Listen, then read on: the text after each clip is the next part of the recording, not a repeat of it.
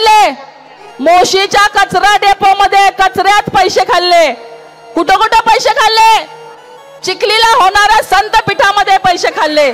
संतपीठामध्ये काय शिकवलं पाहिजे? मृदुंग, तबला, या ठिकाणी वारकरी संप्रदायाचं शिक्षण पाहिजे, तर तिथं CBSE इंग्लिश स्कूल सुरू केली गेली. आज TDR घोटाळा, खाणीच्या खाणी बुजून TDR घेतले गेलेत.